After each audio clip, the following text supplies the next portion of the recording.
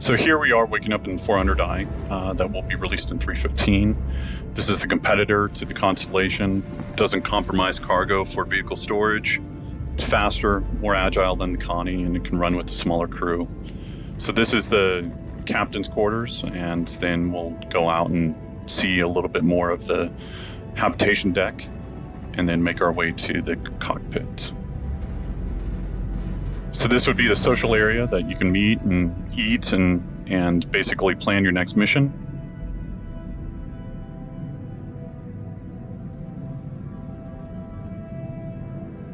And then from here, we'll go to the cockpit.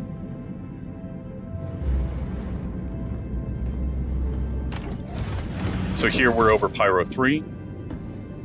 We've come here for a mission to acquire an artifact. And you'll be making your way down to a trading post. So wanted to just give you a quick overview, and then we can start talking about the planet. Yeah, Pyro 3 is just a terrestrial planet. It has a very thin, breathable atmosphere, but it's still pretty inhospitable, very cold. As you can see, some of those lightning strikes in the clouds, but yeah, very, very pretty looking. So this is the first time we're actually seeing clouds above a terrestrial planet. You know, we went through quite a few iterations of forms. What we ultimately ended upon was something that felt quite dramatic, still believable in terms of how the wind would have shaped them. But yeah, it's showcasing a lot of the more recent tech that came online. Also, what we're seeing here is like some kind of distant thunder strikes. And what this is kind of like a prelude to, future weather features that will be coming on board, and how this will tie into, storms and ship handling, due to the turbulence. And it's great seeing the, the rain hit the canopy glass here, when you go through these cloud banks. Also, as part of the process of shaping, one of the things we really wanted to do is create these kind of like these pockets in between the clouds. So you're in these cavities, so as you're flying through, you get a glimpse of the terrain beneath you. But it feels really quite exhilarating, to fly through. Also, as well, it's showcasing a lot of the more recent tech coming on board as well. So, it's a lot of optimizations been going on. So it's way more performant than previously it was. Also, the level of artifacting that we're seeing here is substantially reduced, certainly on higher spec machines. It also gives you a great sense of parallax when you fly through these cloud sandwiches. A cloud sandwich? Yes, that's what it feels like. It feels like you're the meat or the cheese of a cloud sandwich. The cheese of a cloud sandwich. So as we get out of the cheese, another really big feature that was important for me was, terrain shadowing and terrain occlusion from the clouds. So you're actually seeing, these large areas of occlusion cast onto the terrain. It just adds that depth. It just adds that believability to what we're seeing in the frame. And when you see these dark overcast clouds and they're hovering above the mountains, it finally completes the frame. Especially when you see these distant rumbles of thunder in the distance. So James Cameron, who's doing the run through, yes, that is his name.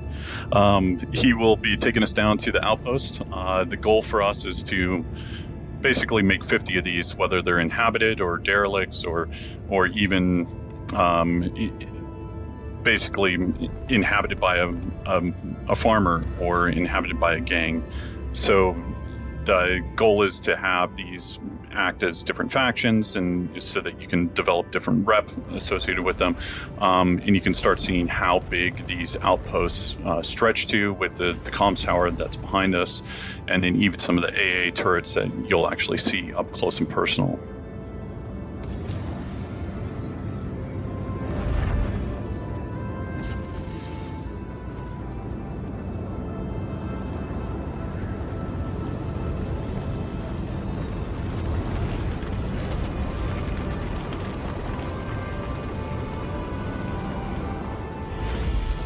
That was a really good approach from James there. Good landing. That was a good solid 3 out of 10. 3 out of 10. Jeez. Ian's a tough grader. Yeah, I'd go 6 at least. No one's ever got a 6. Gotta watch me land, man. So here we'll go down to the technical deck. Show off the cargo area as well as the climate-controlled component areas, and then onto the gravity generator room and the stairway out.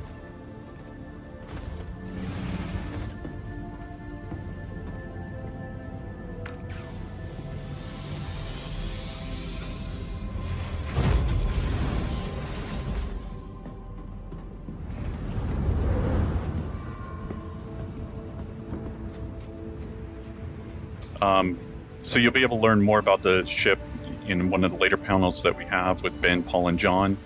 I think the team did a great job on this. I think this is one of my favorite skins. Yeah. Yeah, they did a new skin, just something that felt a lot more, suitable for Pyro. But you can see how it feels suitably worn and weathered, to fit into these climates. And what we're seeing here is first boots on the ground, on Pyro.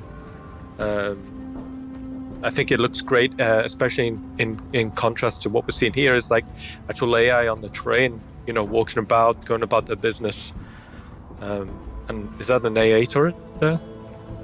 It is. And radio comms towers and all these other elements that we want to make sure that are interactive for the player and allows them to go and explore or use to their advantage. We want them to be able to interact with these different items. Here you can see various outpost modules, to the right there we've got the garage unit. You can see the infrastructure on the roof. But this large, beautiful, archway here kind of signifies, the main entrance, the primary entrance to the main social module. I think the airlocks look great. Fits in with the art style beautifully. The team did a great job on this.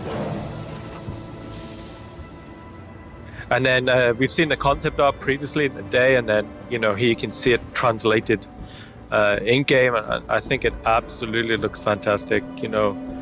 The radial forms, is quite special to this art style, and you can see how that complements these archways that lead into other areas of the outpost. So with the AI, we want to make sure that it's living, it's breathing. If you look back a little bit, there was a chef actually cooking. There's security guards here to make sure that they're actually protecting their investments, protecting their home from strangers. And then, but you have good rep with them, and so they allow you to kind of enter into certain areas that the other players wouldn't be able to enter into. We also got a quick shot at the loadout that James is playing. So it's a female loadout, but it's also showing the backpack, which is new. Also, some of the new hair as well, which is rendering much nicer. So here, the player will make their way out to the trading post, go see the dealer, acquire the artifacts. And for the trading post, we wanted to get all of the junk on the outside as well, so the player can see it as they're approaching. We wanted, as many tops as we could, and you can see it's using the new soft deck shader. So these are reacting to the planetary wind, the same force that the tall grass and the moss on the ground is reacting to as well. Other thing with the trading post is, like Ian spoke about before, the inventory and what they'll be able to actually sell here will vary depending on where they're at in the solar system. Are they close to a jump point where they might be coming down and using this as a chop shop, or are they in a very rural area that's, they care more about the frontier lifestyle and being able to survive versus money? We passed the kitchen as well on the way back there. That's the local diner for this outpost. Tough crowd. Also, so in the inside as well, we wanted this, kaleidoscope of colors and shapes. Like it's just literally the dealers displaying all the wares, everything they'll have outside in the open here.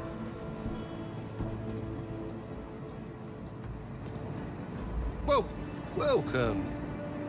Take a look. I'm sure I have what you want, and if not, I'll have something just as good.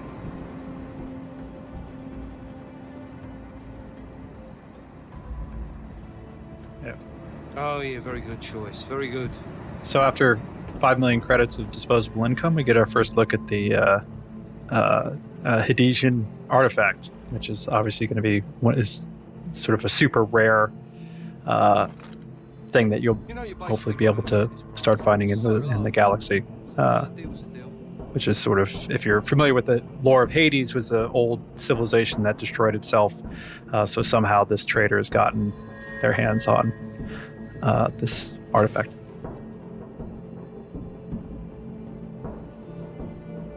So here we're showing one way of actually playing through this area. It really depends on your standings within the gang and how they want to deal with you. And then what's the dealer going to do? What's the dealer going to charge you? And from there, we have different ways of actually showing this. And we can look at option 2 now.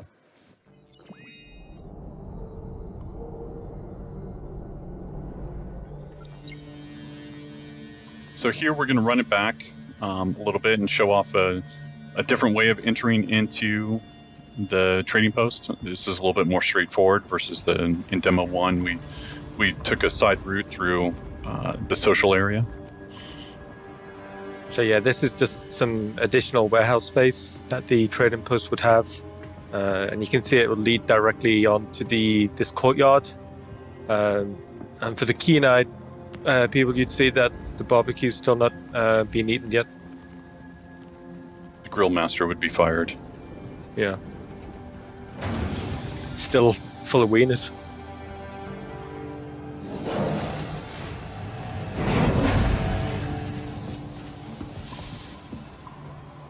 So with this area, again, we just want to make sure that it's filled out with items, filled out with different things that you can interact with and possibly buy. It's like Dave said in the beginning, we want the stores to feel different here, but it's still making it feel believable. Quick reference to some additional traversal areas there on the right when we came in. Well, welcome. Take a look. I'm sure I have what you want, and if not, I'll have something just as good. Yeah. The guys had a lot of fun dressing these areas. There's a lot of storytelling going into it. So here we decide not to pay the price. And we don't mind losing reputation with the faction, and decide that we're going to take the artifacts through betrayal. Just take it. Straight in the backpack.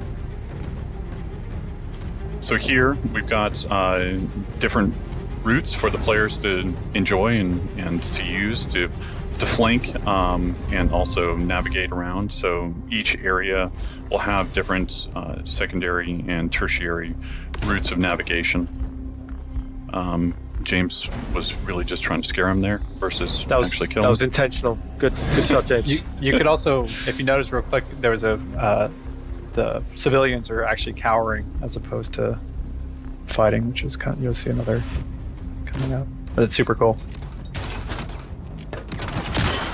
So again, here the player will have the choice, do they actually want to interact with the civilians, or, does their conscience get better of them? I think James made the right choice there. He was nice. Yeah. One of the things when we was playtesting this a lot is when you see the enemy AI kind of fanning out across the terrain like that, it's fantastic to see. It feels really great. Just seeing the base start to wake up to you and as you're trying to exfiltrate Also, I know it's under, combat stress, but that yellow grass just looks fantastic.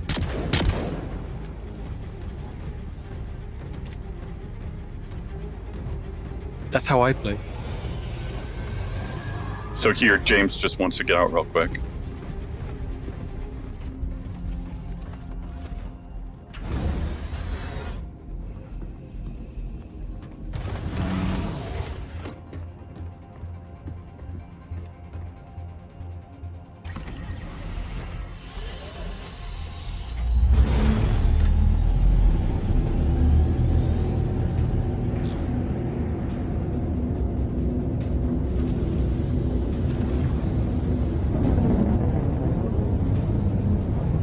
So as we slightly hinted to in the first walkthrough, this is where the AA turrets will come alive, and basically, if you're not fast enough, as James isn't, with your countermeasures, then they'll take you down.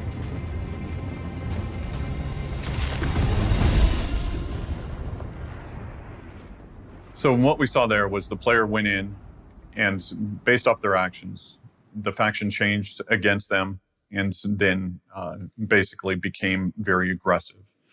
So in this last playthrough, what we'll show you is if the faction is already against you from the very beginning, and what are different ways that you can go about it. So here we are in our last walkthrough. Since you're all by yourself, we wanted to show the player take a stealthy routes versus if you were with friends, you could go in guns blazing. But this allows the player to come in, access the outpost from a different side than what we've shown. It also allows them to clock all the AI and see how they want to approach the problem and see what other secondary or tertiary routes would be open to them, either via the ladder or maybe a possible door.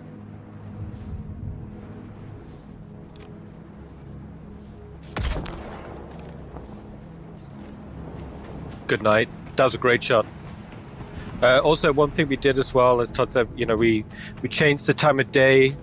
The wind is slightly stronger, so you'll see the gorgeous yellow grass blowing just a little bit more intense than before. Also, what we're seeing here is like something to imply at the frontier living. Maybe they're growing crops or vegetables out here, but it also gives a kind of like a soft cover approach to the perimeter of the base.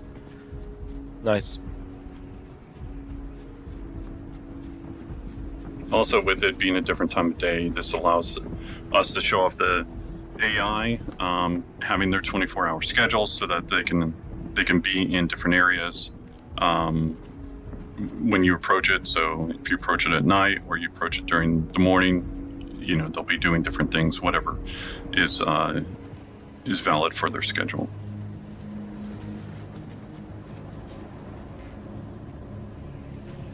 That door's locked, so there's no going through that way. But what James does actually see here as he's scouting out the next AI is, just checking the roofline. But as I said previously, we wanted as many kind of like views in to the base as possible. Just so the player can continue to keep context of what's inside. But also when you're inside, it allows the player to have context of where they're at within the actual outpost. And that was a great shot. The AI fell beautifully on the already called out beautiful yellow grass and moss. Also, as James is looking back, what he's doing is actually making a mental map of possible routes, possible advanced traversal routes on top of the outpost.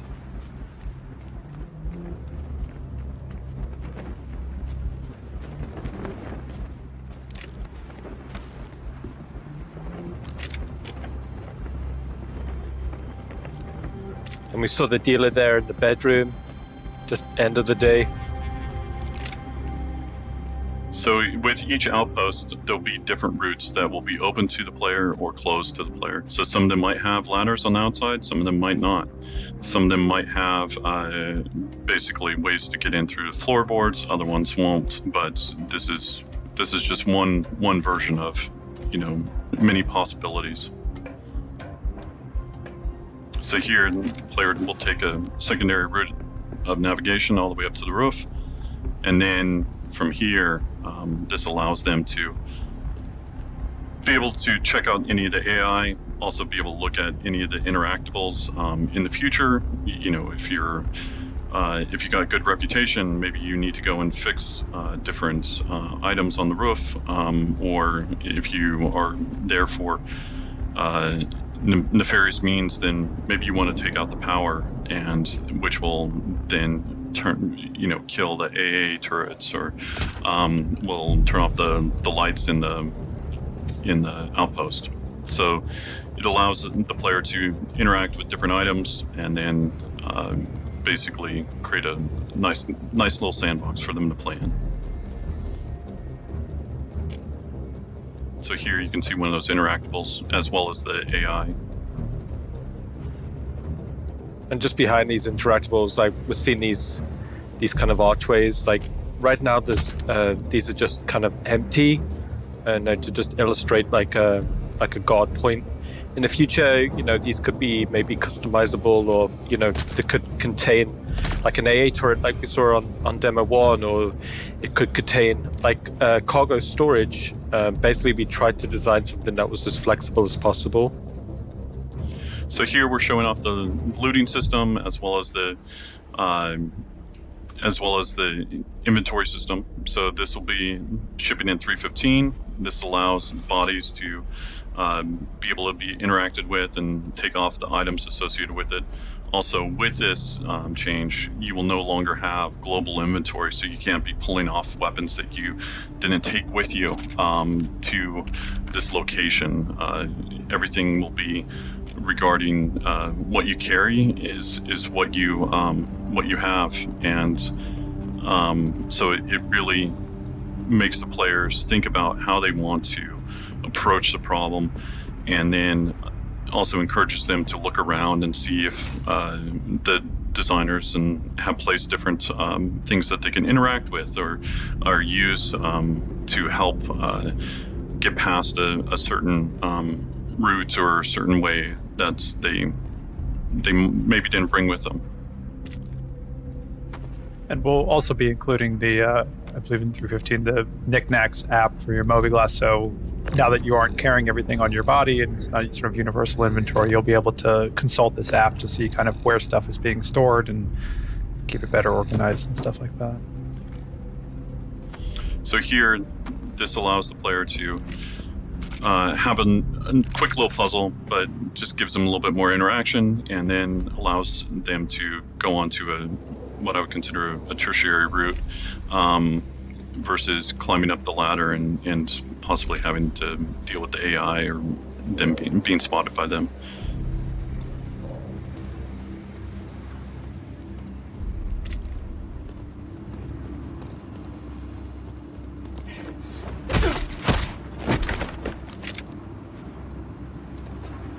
Also, I think the team did a great job on the planet as well as the outpost.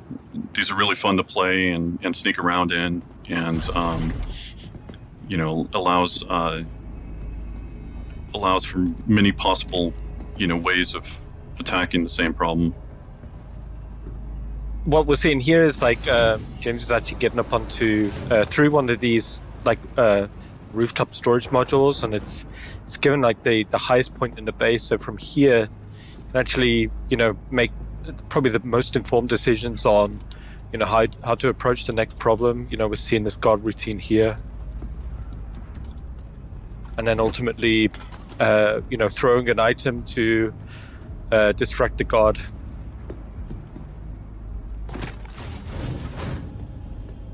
Allows them to go and access new areas. It's a behavior that we're still working out, but at least we're seeing like the first iterations and be able to continue to optimize it as well as make sure that the behavior is working properly. So we just saw there for the first time. It's like the first rooftop airlock hatch. So previously, route in and out, if the outside wasn't pressurized, like we wouldn't have this option. But now through that rooftop airlock, you can cycle and then infiltrate through the roof. And also what we're seeing here is potentially scouting out an advanced traversal up into the rafters, getting on top of some infrastructure and getting like this overview as we go into the garage module. So here, this is placeholder, but it gives you an idea of, we want to have different interactables, different loot boxes laid out around the location. So if the players explore, they'll be rewarded. We want to encourage them looking in every nook and cranny and enjoying, what the outpost has for them. And one of the things that's interesting is these garages won't be vehicle spawn points, so it's not like a big kind of like pad in the middle, but it's more like, if you want to have your vehicle there, you got to drive it in and park it. So here you can see a variety of vehicles just laid out how the player would have just parked them.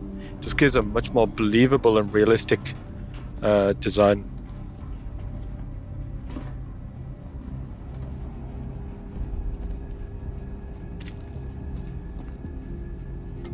So again, we're just encouraging different navigation, different routes for the player to go and see.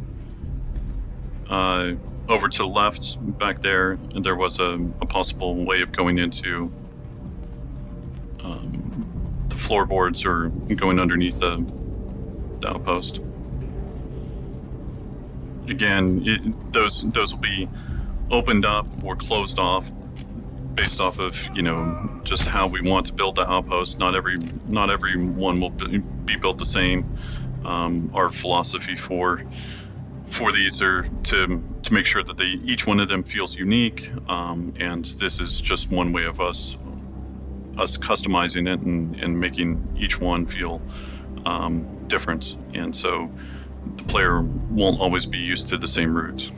So here, again, we're using the inventory system. We allow the players to go in and if you take out a certain AI, they might have different tools or different notes or different items that you'll need in order to solve your mission.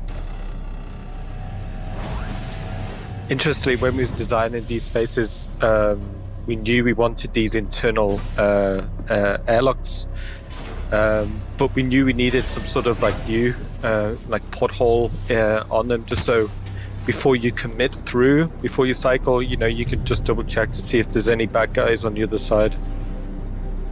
So we got some ragdoll bugs. I guess it wouldn't be a CitizenCon without any sort of issues or bugs.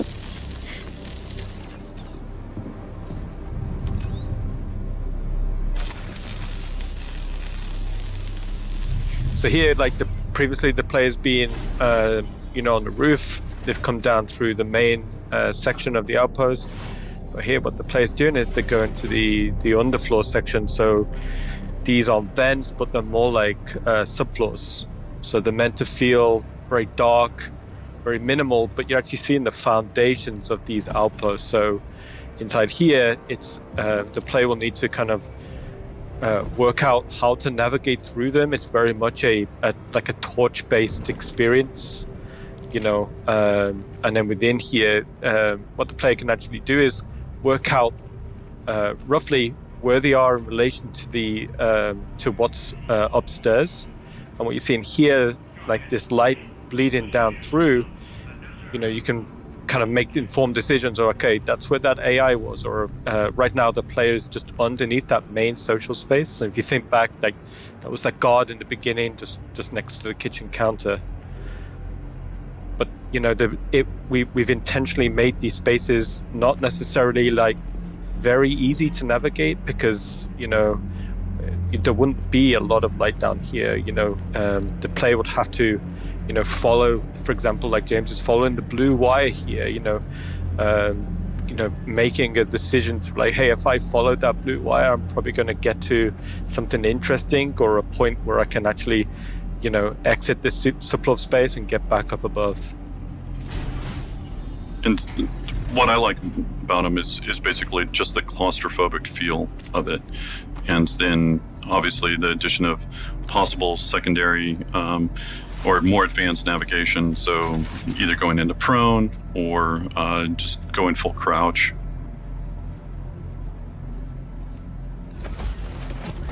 So here we come out in the bathroom space. It's on the other side of the garage. So we're on the opposite side of the outpost from where we just were. It's a good ragdoll. And now the body drag. In the shower. So here, this is just a different wrapper on a loot box. In this case, it's a hamper. And so the player will be able to really change outfits and adjust the way that they look so that they can walk around the outpost and not be noticed. There will be kind of a certain time limit associated with it. We still need to work out the details on how all that will work, but the goal is to give them a little bit of leeway, and so if you look the part, maybe you're not scrutinized as much, and the AI won't notice you as quickly.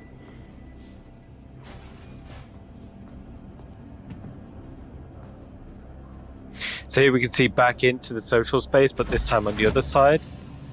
And then this door will lead directly into the habitation room that we saw previously on the outside. Speaking of fun ragdoll physics. That was a great one. So here, the player decided to take the dealer out instead of actually figuring out how they could open up the safe. So they're going to have to look around the room. They're going to have to interact with the body and possibly see, is there a way for them to actually open it? In other cases, maybe the safe will be hackable in the future, and in some cases it won't be. And then you'll need to figure out a different way of actually opening it.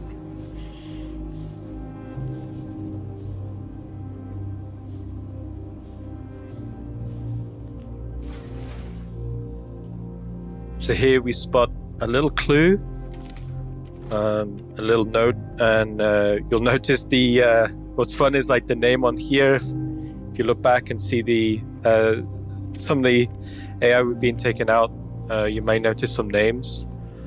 So here's the clue for the player. But one of the coolest things for me here is the player is holding an item with the clue. And while holding the item, they can seamlessly interact with another item to solve a puzzle.